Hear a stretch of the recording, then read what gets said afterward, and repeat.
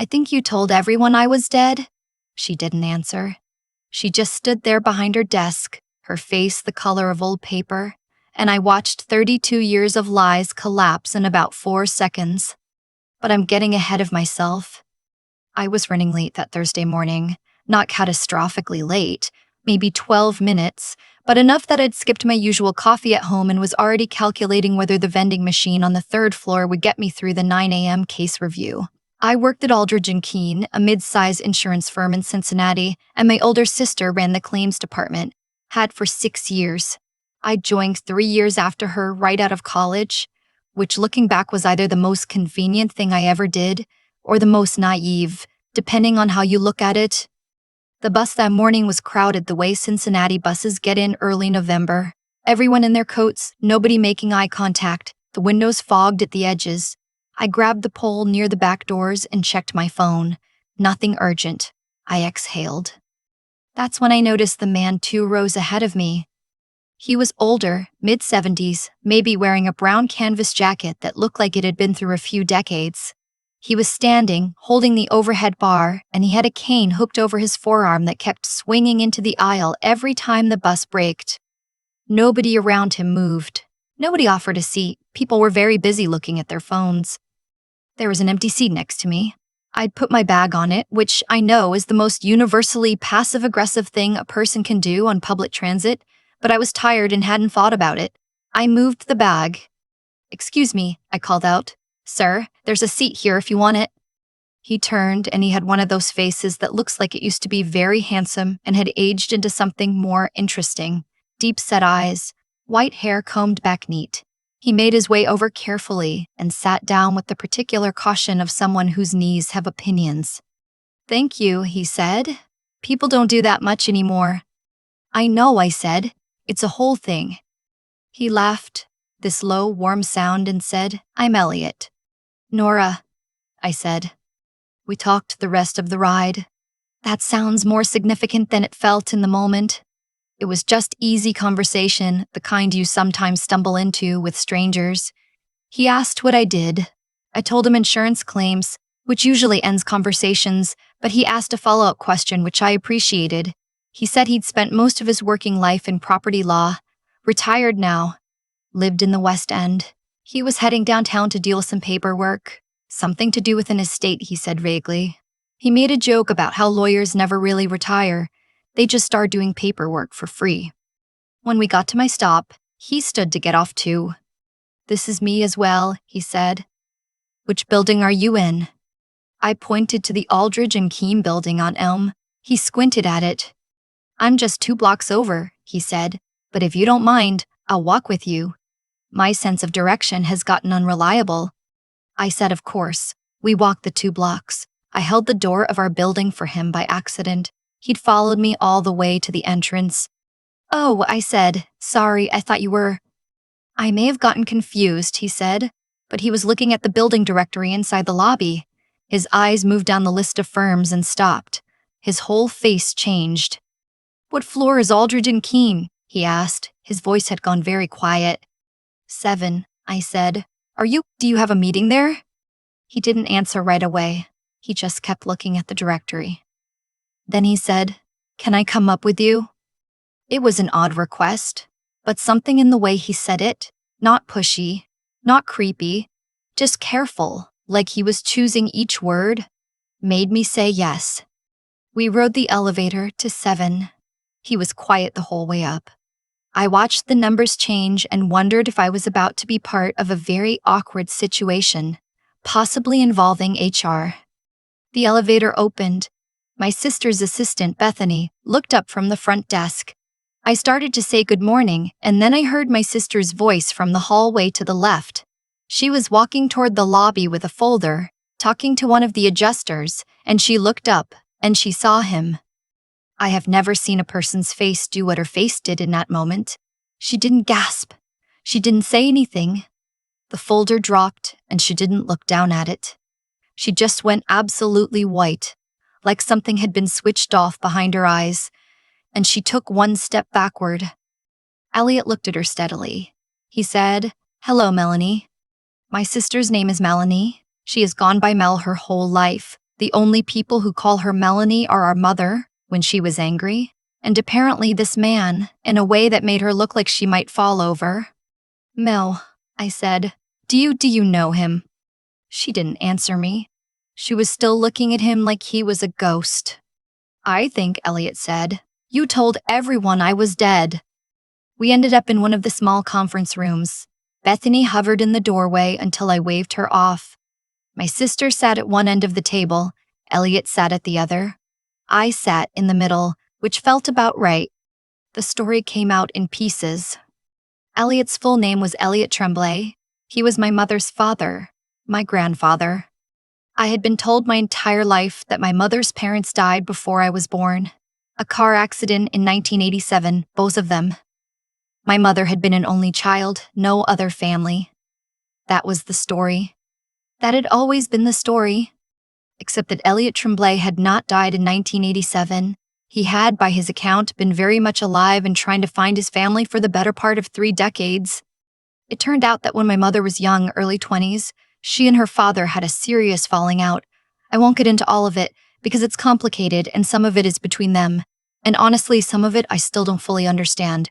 But they've been estranged. When my mother died, 11 years ago, a stroke, sudden, Elliot had found out through an old mutual acquaintance and had tried to reach us, her surviving family, his grandchildren. He'd reached my sister, who was 29 at the time and handling everything after my mother died, who'd gotten his letter, who'd written back saying that she was sorry, but Nora, I was 22, that Nora had no interest in contact, that she should speak for both of us, that we wished him well, but please don't reach out again. Elliot had respected that. He's that kind of person. He'd stayed away for 9 years. 9 years. What changed was the estate. My mother, it turned out, had a small life insurance policy. Not large, maybe $40,000, that had named her parents as the secondary beneficiaries before she'd had a chance to update it after having children. The primary was my father, who'd predeceased her by 2 years. When my father died, the policy defaulted to the secondary beneficiary, which was listed as her parents' estate. Elliot, as the surviving parent, was entitled to it. But the insurance company, not my company, a different one, had sent the paperwork to the address they had on file, which was outdated, and the case had sat in probate for years. Elliot had only recently connected with an estate attorney who tracked it down. The attorney had sent a formal inquiry. The inquiry had landed through a chain of forwarding and bureaucratic chaos at Aldridge and Keene. At my sister's department. I looked at Mel. Did you see the inquiry? I asked. She didn't answer. Mel. I handled it, she said. Her voice was flat. How did you handle it? She looked out the window. Elliot said, quietly, the inquiry was denied. The claim was marked as fraudulent. My identity documents were flagged as insufficient. He paused. I'm not a stupid man. I've spent enough years in law to know when a process is being obstructed. I sat there and let that land. $40,000. It wasn't a fortune. But combined with what I knew about the last 3 years, my sister's new car, the renovation of her kitchen, the vacation she'd taken to Portugal that she'd said was a work conference, it started to do something uncomfortable in my chest. I'm going to need you to leave, I said to Mel. She stood up. She walked out without looking at either of us. She didn't slam the door. That somehow made it worse. Here's what I did not do. I did not go to HR that afternoon and blow the whole thing up. I know some people would have. I've talked to people who say I should have. But I'd spent 11 years watching my sister manage everything.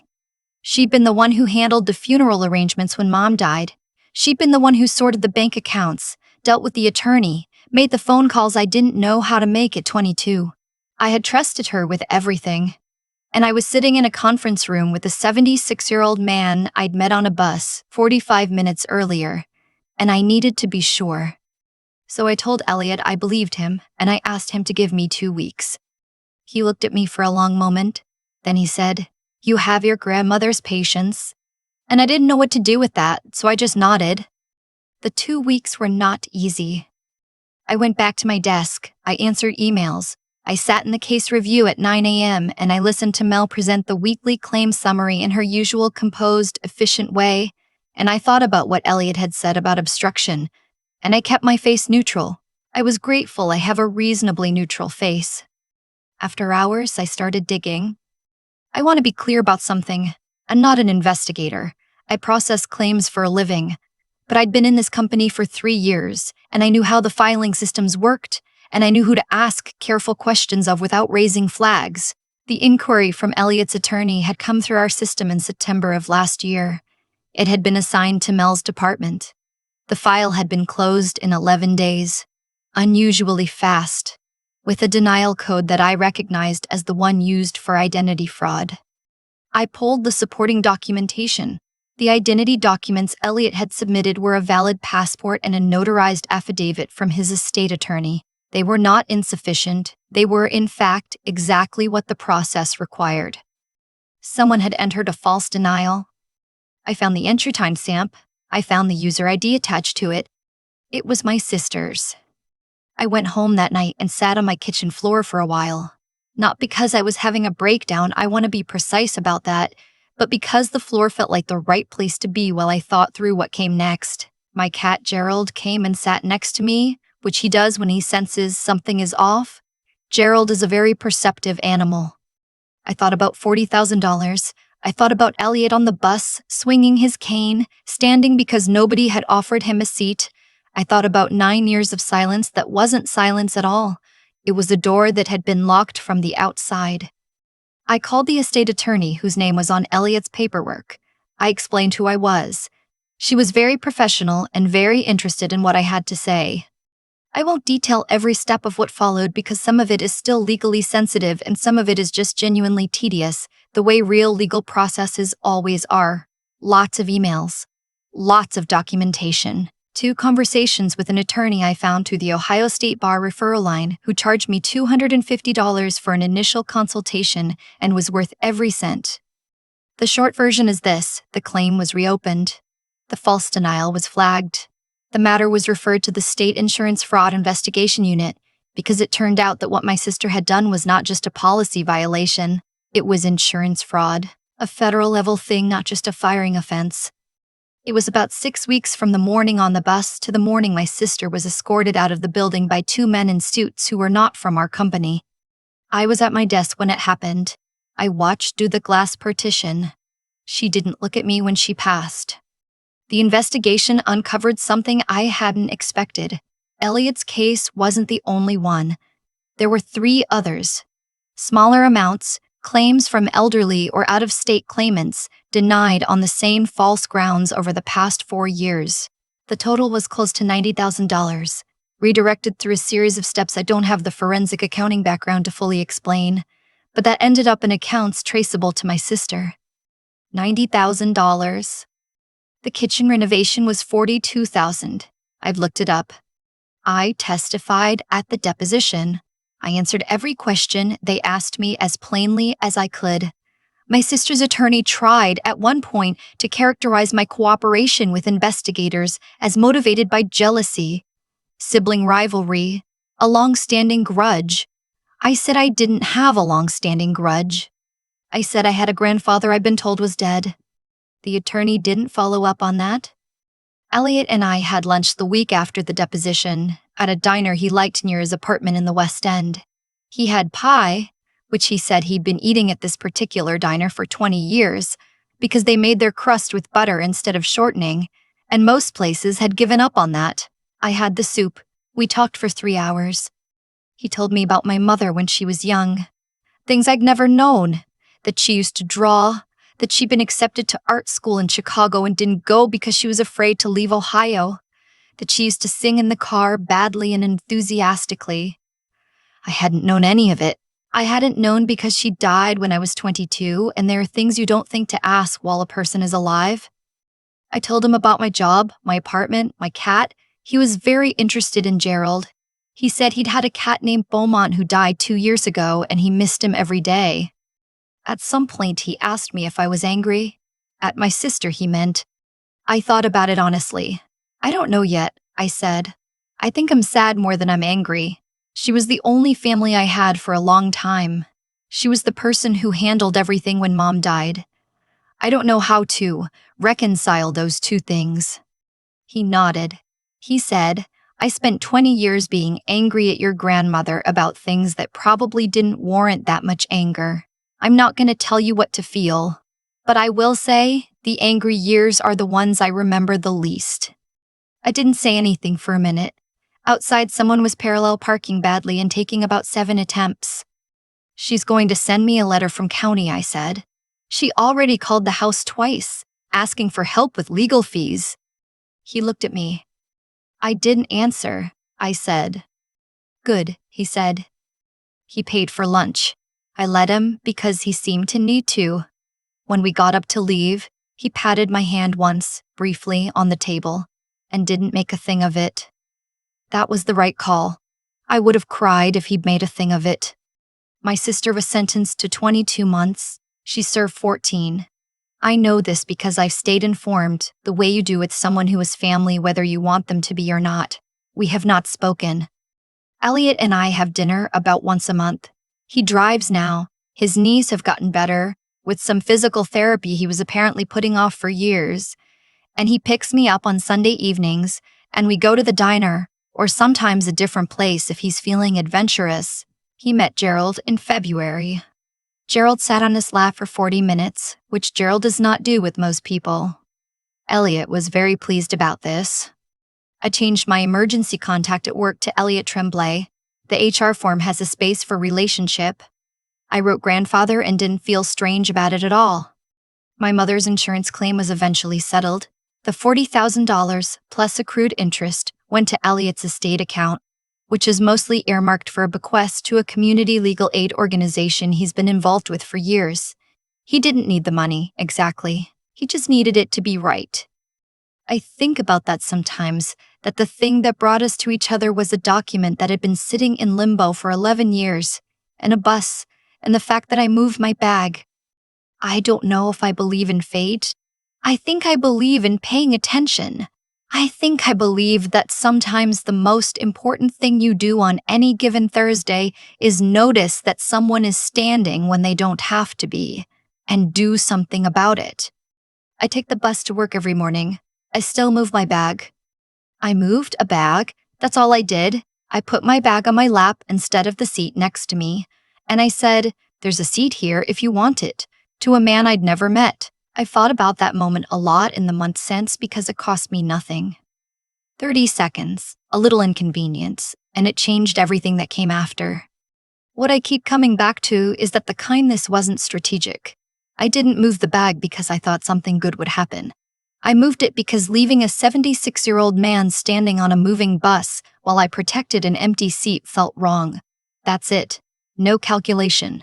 Just, that's not who I want to be. And I think that matters. I think there's something real in the idea that how you behave when nothing is at stake is actually the truest version of you. Elliot and I talked once about why my sister did what she did, and he said something I've been turning over ever since. He said that in his experience, people who cut corners on small things, small dishonesties, small unkindnesses they think don't count, they don't stop there. It becomes the way they move through the world. The $40,000 didn't start as $40,000. It started as a letter she could have forwarded and didn't. I don't say that to condemn her. I say it because I recognize it as a warning I want to take seriously for myself. The question isn't whether you're a good person in the big moments. Most people behave decently when the stakes are obvious and everyone's watching. The question is what you do on an ordinary Thursday when nobody's looking and it would be easier not to. What I also learned, the harder lesson, is that being good isn't enough on its own. When I found out what Mel had done, I had to think. I had to slow down and be careful and not act on the first wave of emotion, which was shock, and then hurt, and then something close to grief. I had to read documents and ask questions and consult an attorney and build an understanding before I did anything. The instinct to trust someone you love doesn't go away just because the evidence is right in front of you. I had to use my head even when my heart was still catching up. And then I had to keep going when it got uncomfortable. Testifying wasn't easy. Sitting across from investigators and answering questions about my sister wasn't easy. There were days I wanted to stop, to let someone else handle it, to just move on and pretend Elliot's claim would work itself out. But Elliot had been patient for 9 years. The least I could do was be uncomfortable for 6 weeks. I have a grandfather now. We have dinner on Sundays. He pays because it makes him feel useful, and I let him because it does. My cat likes him. That's how I know it's real. None of it happens if I leave my bag on that seat, which means none of it happens if I'm a slightly less considerate version of myself on one ordinary morning. I think about that whenever I'm tired and running late and not feeling particularly generous. I think about Elliot standing in the aisle with his cane, and I think about everything that was waiting on the other side of one small choice. Pay attention to the small choices. They're not small.